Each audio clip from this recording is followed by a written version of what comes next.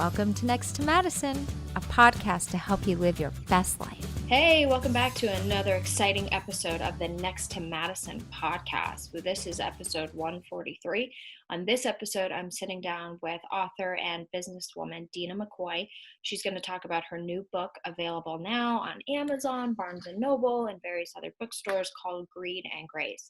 This is a woman who grew up in a generational wealth family who, when she's going to tell us about kind of certain things that kind of happened that really tested her faith during this time, and how she's turned to faith to kind of break herself free from, even family or certain things in her life. So this is a very important episode. I think all of us right now know a lot of people, or we witness a lot of things on TV of just greed and power and what it can do to people that are good people down to the core, but greed has kind of gotten in the way and kind of changed who they are. And so, power is a big thing. We see it with our politicians. Are they really doing what's right for people? No. They're doing it for the power, and a lot of us are waking up to this and are becoming frustrated, obviously, with it. But yeah, we're going to kind of talk about what greed means, what grace means, how to find your grace, how to break free from family trauma, and also just live an amazing, abundant life, whether you are a believer in God or the universe, just something that can kind of help guide you towards a life that is very fulfilled and amazing and brings peace. I've had conversations with friends and it's always, life was never meant to be complicated. Life was meant to be enjoyed and easy and to learn lessons. And it's us really that kind of complicates things. And certain things kind of get in the way that can, affect who we are, so to say. I'd like to bring on and introduce author and businesswoman Dena McCoy. How are you? Hi, great. Thank you so much for having me. I'm honored to be here. It's really exciting. Thank you. And I appreciate it. And you've given me your book, and I've read some of it. I'll admit I haven't read all of it. No worries. No test. Excited to kind of get some questions answered and things of that sort. But before we get into your book, because obviously your story is what created or what led you to write this book. So give us some what is your story that kind of led to this? Like, what's your background and all that? I'm originally from Oregon, and I came from a very close-knit, multi-generational family. I was born into a family that was deeply ensconced and still is in family business, philanthropy, and just a multi-generational, very tightly knit, loving family. And I grew up with both families, my mother's side and my father's side. We all lived in the same community. And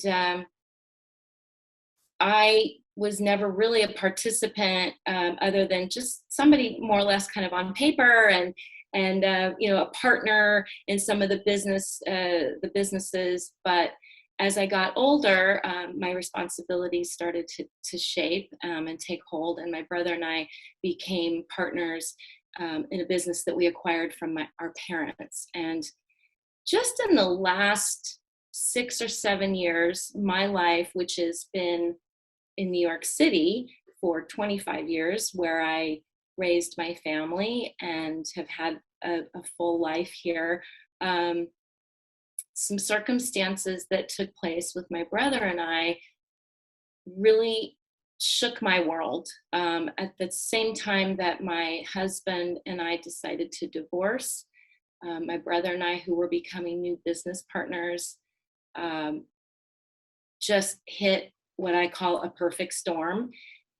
And at a time where I really needed the support, the emotional support of my family, my nuclear family, they were not there for me. And it's a story about just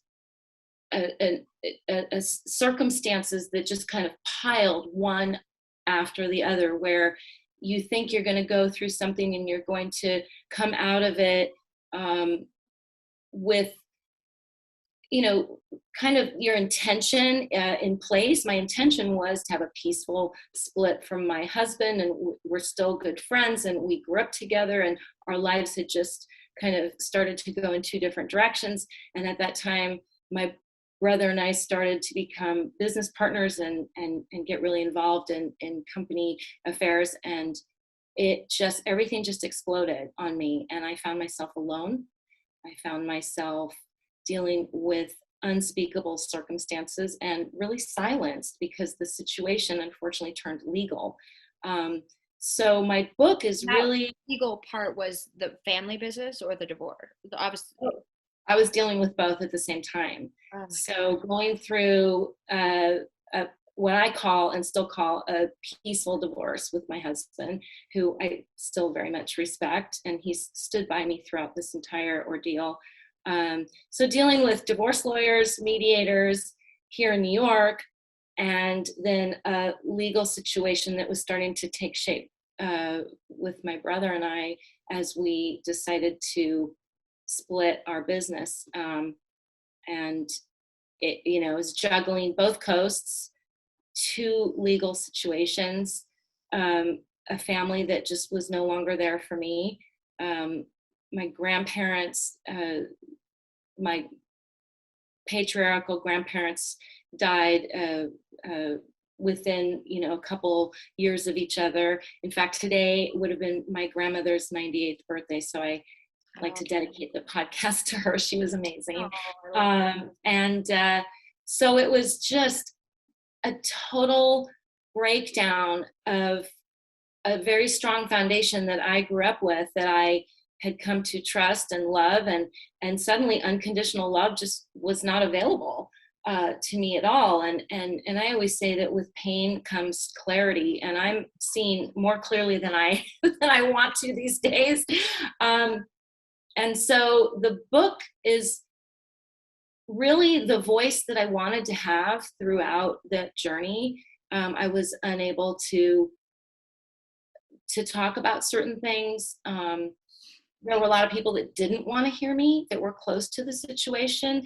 But conversely, there were wonderful, amazing, supportive people that started to really rise up in my life and listen to me in new ways. And it's just taught me a lot about, it's kind of the old cliche, like you don't realize who's in your life until you go through something difficult. And that's never been more true for me than it is right now. So. Well, it is, and it's crazy because, when you're younger, you go to school and you're surrounded by all these friends, and everybody's single and no families, and you're always hanging out together. And then as you get older, you hit this realization that, like, oh my God, like, yeah, I have friends, but like, are they friends? Are they acquaintances? Like, if shit hit the fan, who could I actually call? And that's when it becomes very daunting that, like, most of us really only have 2 to 3 to 4 people we can count on, if that. Yeah. And that's normal, but it's very like scary at the same time. So can you share exactly what was the situation that was happening that was causing this kind of pivotal moment in your life? Like what was it? Well, I talk about it. I lay the foundation at one point in my book where at the point that my ex-husband and I decided to split, my number one confidant and support and closest person in that point of my life was my brother, my only sibling. And we were always very close. And because we were also business partners, and he knew my life and was obviously just very close to every element of my life, he was a person that I was turning to a lot about how to transition out of my marriage. And oh my gosh, now I have to talk to a divorce lawyer, and all these things were at the time very scary to me about 5 years ago. And now I feel like I could probably work as a paralegal in a law office. So the pivotal moment was November 2015, when I was presented with an operating agreement from my brother, that basically solidified he and I as new partners in our company, and changed some of the elements of that company as our parents exited and we became 50-50 partners. And at the time, I was more focused on my divorce and my children, and oh my gosh, what am I going to do, with this huge change in my life. And my husband and I met when we were in high school. We grew up together. We've gone through everything together, and I was really starting to face what the reality was going to be. And at the same time, my brother was coming at me with this paperwork, and I thought I was getting questions answered. The questions that I was asking, I thought I was getting them answered, and I found out much later that they were not answered in a way that was favorable to me. That I suddenly became, a partner with no power, very little power, I should say, a silent partner. And the book really kind of talks about the details of that and the ramifications, because it literally put me in a straitjacket. I had very, very little say, and at the time, that was the most daunting time, because when you go through a divorce, suddenly you're looking at not only your emotional life, but you're looking at your financial life and your professional life, your work life, and everything's kind of spread out on the table. And my assets were, tied up with my brother. So I feel like I've gone through 4 divorces, gone through the divorce from my husband, my brother, and my parents, who were, kind of on the side, and I believe were knowledgeable about some of these things to a degree. So the book is really, it's an exploration into the events that literally felt like it was destroying every element of my life. So was your brother at the time maybe trying to protect your assets from your ex-husband? Well, that would be understandable just as far as a good business sense. But we all knew each other, and Right. I think that could have possibly been one of his arguments.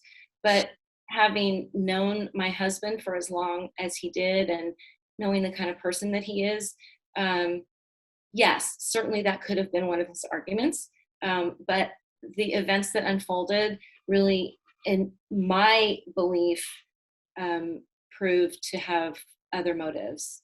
So that's where the greed component comes in. So this is yeah, and so it's like this was your best friend, your only sibling, and all of a sudden money and power got involved, and you saw, I guess, his true colors.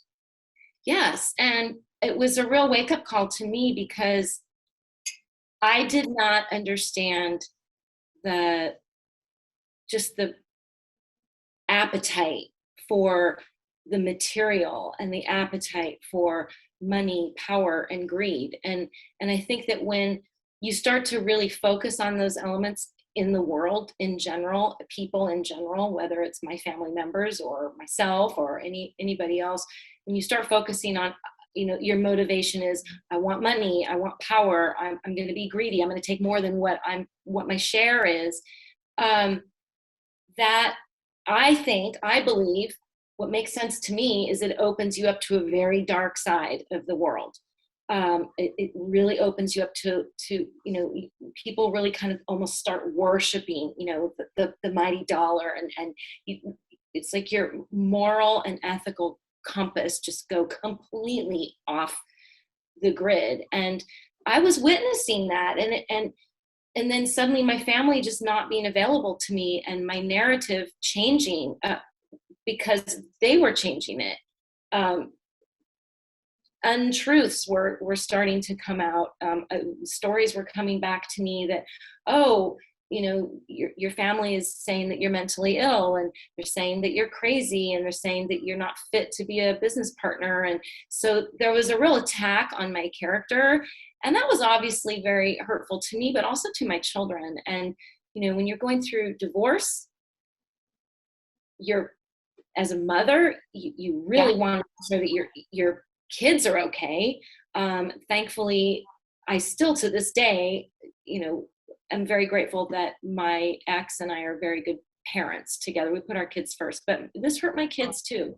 This was really hard for them. So we lost relationships, and there were some events that took place in the book that honestly, I couldn't make it up. I had to write the book because the story wrote itself. Yeah. It just kept coming, and I wasn't really sure that I was going to write a book. I think the book came out of me writing little notes to myself, whether it was a quote or a scripture. I mean, my faith really grew throughout this entire process because it really was the strongest thing that I had to hold myself together. And I was raised as a believer and kind of a Easter, Christmas Christian, Yeah. but this was a point in my life where I really put my beliefs into practice. And I started living what I believed because it was a lifeline for me. It truly was. So I just started resonating with things that came to me, whether it was a book that I read or an article that I read or something that I saw. The graffiti became a big part of it for me. I was living in Williamsburg. We were living in Williamsburg, Brooklyn, and that's a real artistic, cool, kind of edgy area. And literally, you walk down the street and the streets change every day, depending on what street artist is putting up a new mural or what graffiti tagging there is. And I just started to make peace with it. At first it was a little jolting because I had moved from Manhattan on the Upper East Side and Upper West Side where we didn't have as much graffiti. And moving to Brooklyn, I just, all of a sudden it was as though I was living in an outdoor gallery, and I started getting these little messages from the street, and I started taking pictures of really cool art, and I got ensconced with the street art movement that was taking place, not only in New York, but in other cities, San Francisco and Hawaii and all over the world. And so I started following a lot of street artists and posting things that resonated. And so my social media became kind of a quiet place for me. Well, quiet. You put it out there, it doesn't get so quiet after that. But it was just a place where I would kind of put my thoughts, and it was like little bits and pieces of my life started to formulate a story that I felt was worth telling. And it was very healing for me too, extremely healing. Oh, for sure. Yeah. And they always say, like, if you just look around, the signs are always there. Oh, it's so true. Absolutely. Especially if somebody's been there with a can of spray paint before you. Yeah. It's true. We had a guest on our show 2020, I think it came out May 2020, so a little while ago. Mm-hmm. And she didn't write the book herself, but had endured a lot of trauma, family trauma, not money, but mental illness. And the author came on who wrote the book, and then she came on to kind of share her story. And one of the things she said, which I'm sure you can resonate with, was I felt like there was just this weight on my shoulder, like this black cloud kind of over me. I didn't want people to know what I had endured and what I'd come from, because it was so dark, and there was joyous times. But she goes, now that I was able to get my story and held nothing back, she's just fully at peace. There's nothing to hide. There's no skeletons in her closet, so to say. Yes. That's probably how you feel too. It's like the skeletons you thought you had are just there. It's true. Sorry. It's true. I mean, I was crying out in a lot of ways because I really did want to be heard by the people who were refusing to hear what I was saying. There was a lot of gaslighting going on. I didn't even know what gaslighting was. I was so naive. Yeah, it's awful. I recently found that out like 5 years ago, probably when you were going through this all turmoil. And yeah, when it's like, I feel this way, this is how I think. And they're like, you're wrong. No, you don't.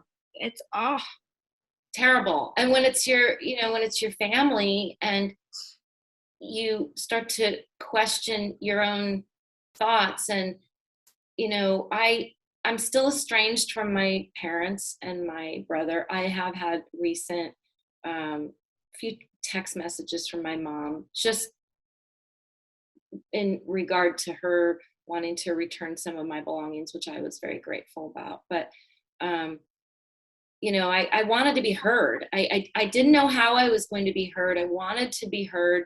I wanted my truth to get out there. I also felt that if I died at some point, obviously we're all going to die, but I wanted my story to be out there so that the facts, as I knew them, as I could prove them, were there, because it became so frustrating to feel like I was crying out to be heard by my mom and my dad. I'm going through a divorce. I need you. I'm sad. I'm hurting. I'm alone. I'm scared. I'm, and them not being, that they didn't want to get involved, but I knew they were involved, so that was very hard. And I've had to do a lot of work to forgive them and to, because I don't want this pain to define me. I really, it takes too much energy, it's too much energy. And I've come to a place now of pity, and I'm sad and I miss them. It's hard. I mean, the holidays, it's hard not to have your parents or your only sibling, and birthdays come and go, and my kids are affected by that. So it's I wanted to do something positive with the torturous, events that took place, and just holding, having my book is like very validating just for me. If anything, it's like, what, 5 years of my life, I felt like I lost them. They were being taken from me. And I wrote the book so I could at least say, here are the 5 years, for me. Yeah. Well, and here's the thing too. It's how do you think they've read the book? I don't know. I don't think so. I have no way of knowing. I don't think so. And my question is, what was it about your divorce that kind of triggered this, like, kind of new parents, so to say, like these parents that were loyal and that you could count on and were your mom and dad, and all of a sudden it's like, it sounds like you were going through this divorce and they kind of turned on you? What was that moment like? What was it about that? Were they against you getting divorced? Were they? No, well, what I think that my marriage was very convenient for the family. My husband was also from my hometown. So we live 3,000 miles away from the business, from the daily conversations, from just all the interworkings of what was going on. And I would get little updates here and there, but I grew up in a very patriarchal, misogynistic family system. That's what I believe. People could argue it differently, but I think that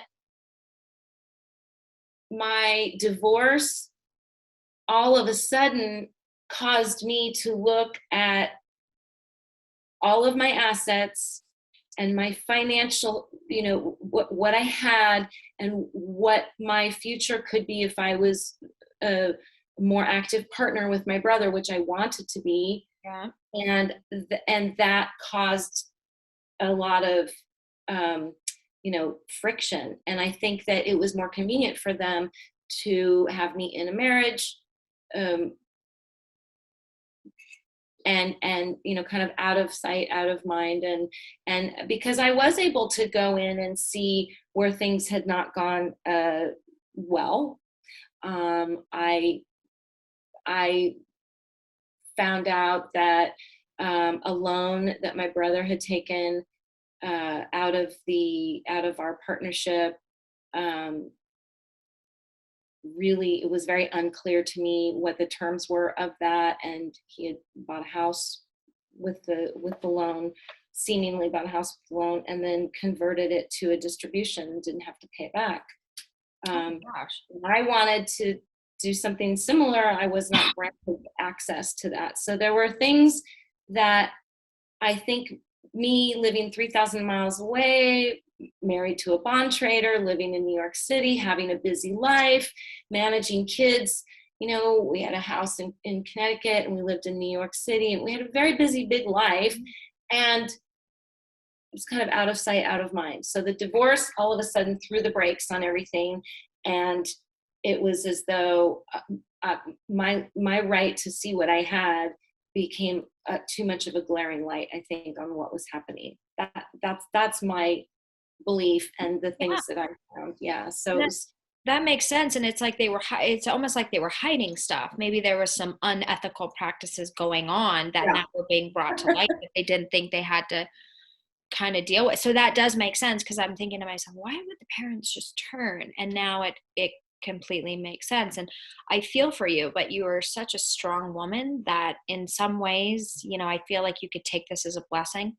Thank you. Help other people and to get your story out there, because there are in New York City, you live in New York City, right? It's a very wealth concentrated area. There's a lot of wealth, there's a lot of power. You do see people, I feel, in New York more than any place else, and maybe it's the same in Miami or LA, but people really define themselves and their relationships around money. And what can you do for me? Yeah. It's a very, very dark place to kind of be, in a way. Yeah, and I think what was, and I've lived in some of those cities. I've lived in Los Angeles. I've lived in San Francisco, and I'm a small town girl at heart, but I've lived most of my life after college, you know, in the big cities. Yeah. But I'm tied to my family. I'm tied to my roots. My family, my extended family, we've done some wonderful things. My great grandfather started a philanthropic foundation almost 70 years ago to give back to the community, and I'm on that board, and I'm very honored to be a part of that. And so money, I think, can also be used as such a wonderful thing. And luckily, I was raised to have that example as well. But I think it was just really, it was so eye-opening. You know, I come from the second largest city in Oregon, Eugene. It's a college town. And so it's not Manhattan, it's not Los Angeles. And, you know, you kind of think, oh, you know, these stories only happen in big cities. And I mean, my story has everything in it. It has, you know, there's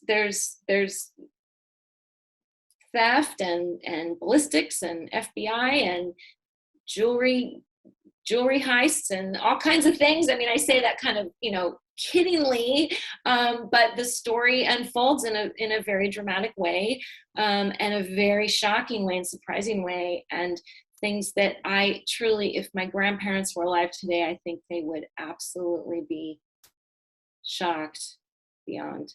And like I said, I have a lot that I could be hurt and angry about, and I've gone through a lot of feelings. I'm not going to lie. I've gone through a myriad of emotions, and I have found that a lot of that just drives a lot of people away also, because I was a broken record for a lot of this. I had kind of my trusted confidants around me, and I was just talking about, I can't believe this happened. I can't believe this happened to me. I can't believe that she said this or he did that. And I realized that, you know, that's just so negative. But I was hurting so much, and I just needed to put it down and be heard. And I also needed it to be organized. I felt like writing it down. COVID was really great for me that way, because I was during lockdown, I was in Central Oregon, and it's a very quiet, beautiful, mountainous area. And it allowed me to sit down and literally create a timeline of these events and go through all of my files and all of the photos and the text messages and the emails, just everything, and put it into order. And then that's when I really started to create the story, because in my mind I was also living in several different places. I was living in New York and Hawaii and Oregon. I called it the Great Triangle. Not a bad triangle, by the way. All. Not a bad triangle. I can't complain, but I didn't feel rooted anywhere. So I would be in one city for a period of time, and then I had a suitcase that I just called my office, and I would just have legal papers and work papers and just everything, book and everything. I just had papers flying around. So COVID was helpful to me in that way, because it did allow me to stay in one place at one time and just really get my thoughts in order. Yeah. I needed to do that to heal. Exactly. It was chaotic. It was chaotic. I was dealing with 3 time zones and kids on both coasts and legal matters on both coasts. So the book has really put order to that chaos. It's also, I think, been extremely healing. And what I've been so thankful for is the feedback that people have given me, people I know, people I don't know, and they've said that they see a lot of their own life situations in my story, or they may not be a person of faith, or they could be somebody of a different faith. I've heard from Buddhists, Mormons, Catholics, atheists, Christians, so many different belief systems. And so many people have come back and said, thank you for not preaching. Thank you for speaking from your own experience. And I was able to see myself in the story. It kind of makes me feel a little emotional, because that's what I really wanted. I didn't want it to be I wanted people to see themselves in it. And I'm not out to stand on my soapbox and preach, but I did need to speak from my own experience, which was very powerful. And you read the part about my daughter. So we're going to take a quick break. Right after this brief break, commercial break, we're going to come back and we're going to dive kind of into her daughter's story, and then also how to create massive amounts of money but without becoming an asshole. So we're going to come back to that. We are back. We are going to finish up this segment, and we're going to talk about money and finances, and why it is pardon that dinging. Money is such a good thing to have. It's something we should all strive to have, but you need to also psychologically be prepared for it, because it can ruin people at the same time, which is kind of what Dena is sharing with us with her family and what happened there. So I want to talk about, first of all, why do you think it is that makes when people have a lot of money, that people sometimes turn into assholes? What happens? I think that there's this idea that money and power go hand in hand, that the more money you have, the more powerful you are, and the more you can create your own reality. And I've seen that. I have seen that with. I feel that way about. Sad to say, I feel that way about my father. I love my father, but I feel that money does not make the person. I feel wealthier now, having gone through some financial hits and some real struggles, because I have things now that I know money can't buy. So I think that money can be a very powerful, very useful thing. And I say that having been privileged enough to have been raised in a family where we did have means, and we did have privilege, and we also still do have a philanthropic presence in our community with our family foundation, and I'm very, very proud of that. And that's been a wonderful, powerful thread also to teach the next generation, to keep the awareness, and not just make it all about me. It's not all about me. So money can go way off track. I think if the person who is seeking it or is holding on to it isn't emotionally healthy, Right.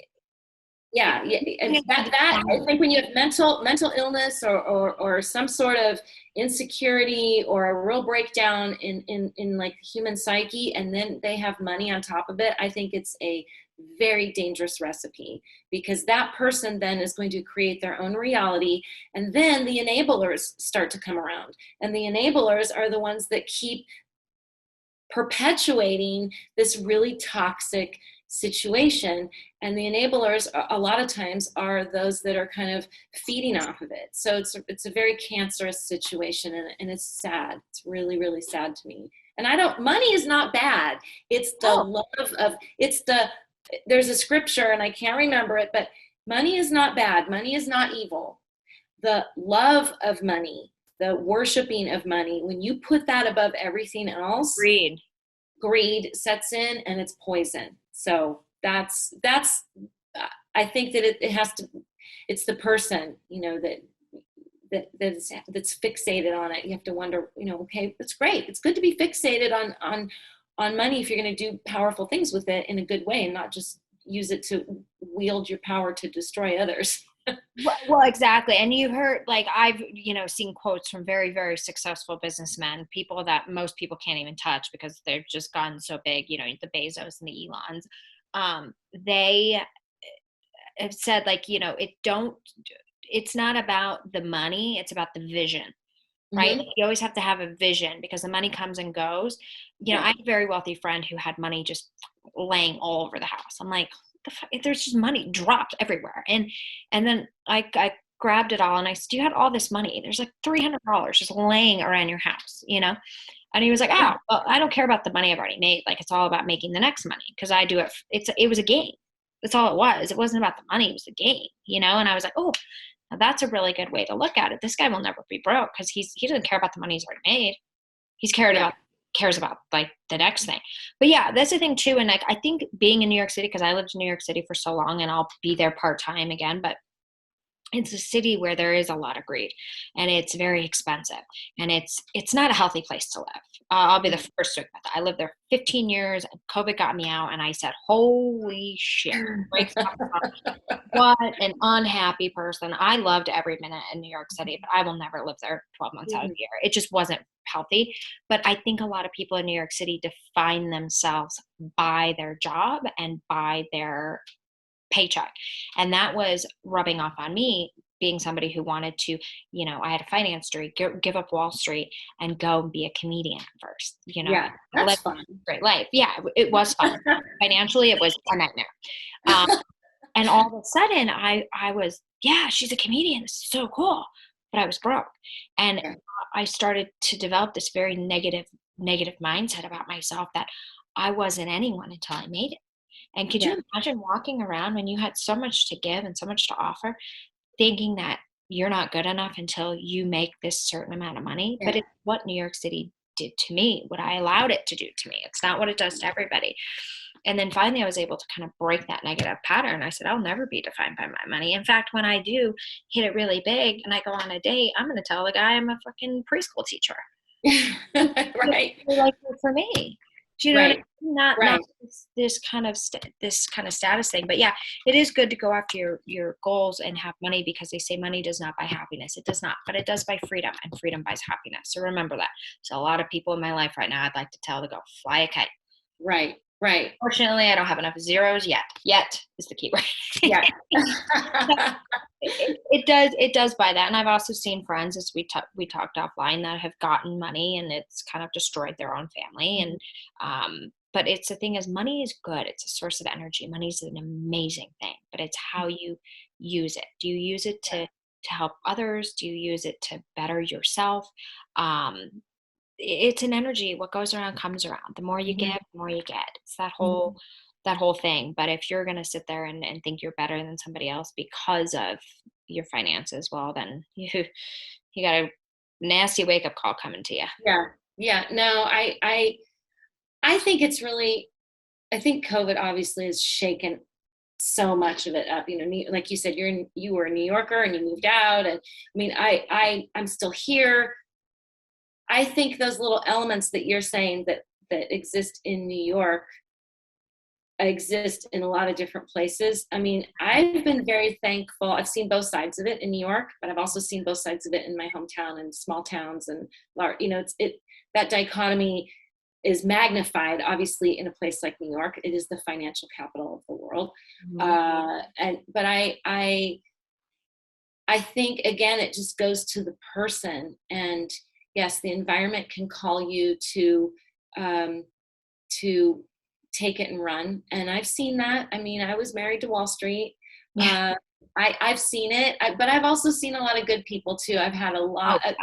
I remain in this community because I have a very strong fitness community of dance and yoga and amazing creative people that just drew me back to New York. I moved back to Oregon for a year, and I came back here because of the community of people. But yeah, money can, falling into the wrong hands, be the wrong, motivated by the wrong things, and it just can be so toxic. And having seen it in my own family, it's been such a wake up call. And as a mother, I wanted to break a chain of dysfunction, of family dysfunction. I'm the person trying to break that chain. I have a son and a daughter. One lives on the West Coast, one lives on the East Coast. I'm a bi-coastal minded person. So I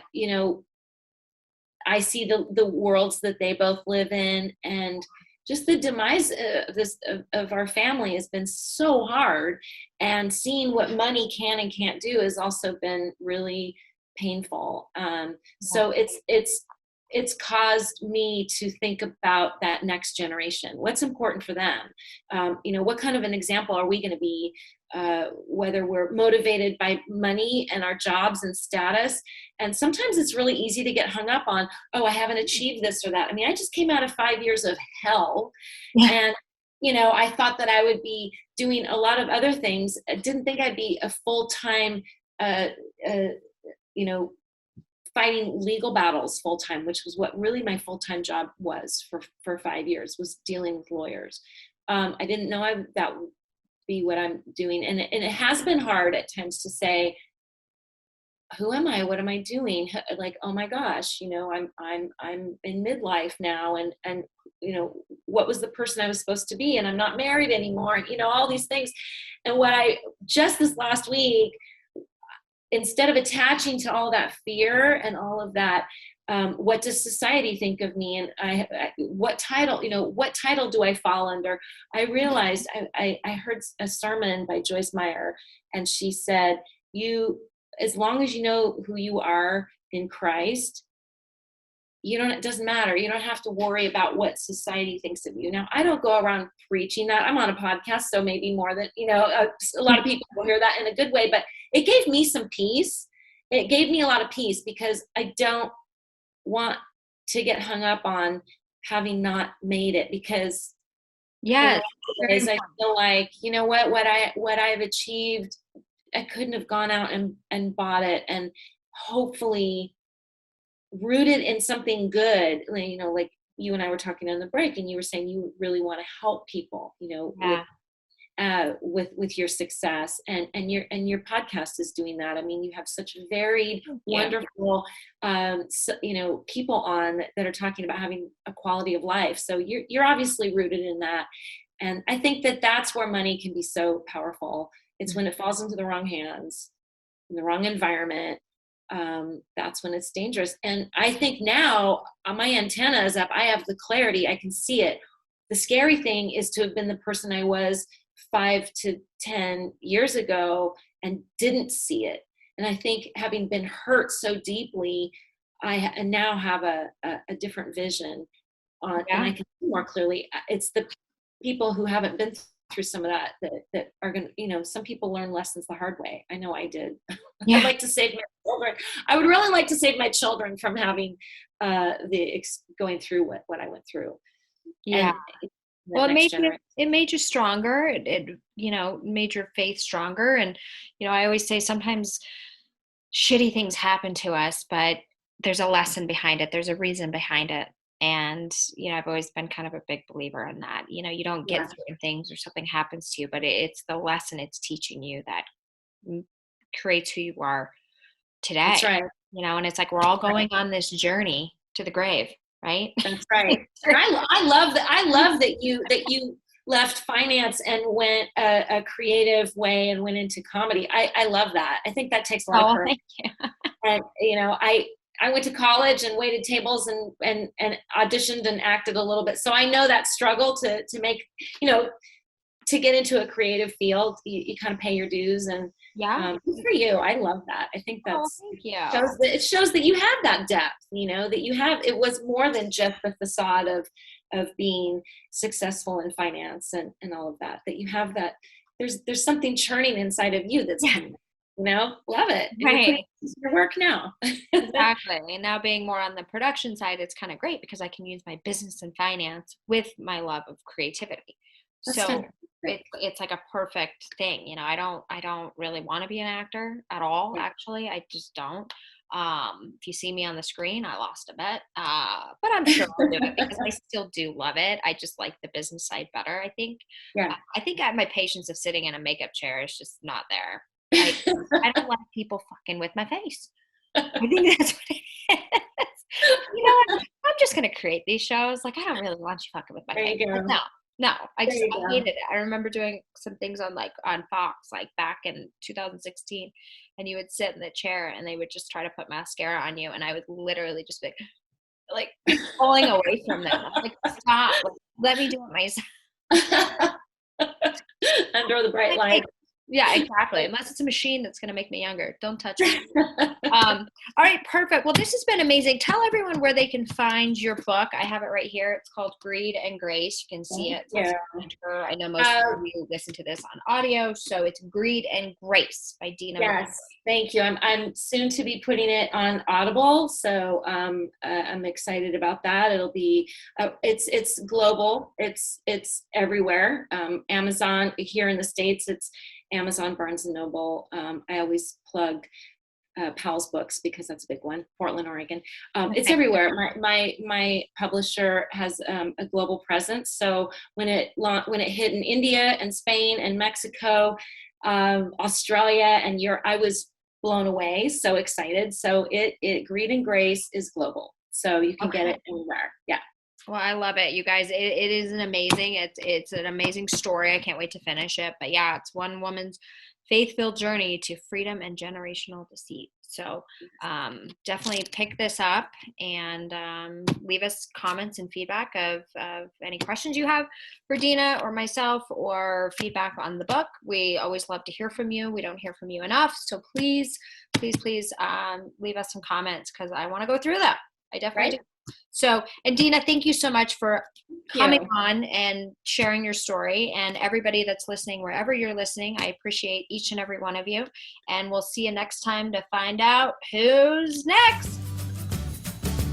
Hey, your host here, Madison Malloy. Please make sure to subscribe to the show on all podcast platforms, and please rate and review us on iTunes and Spotify.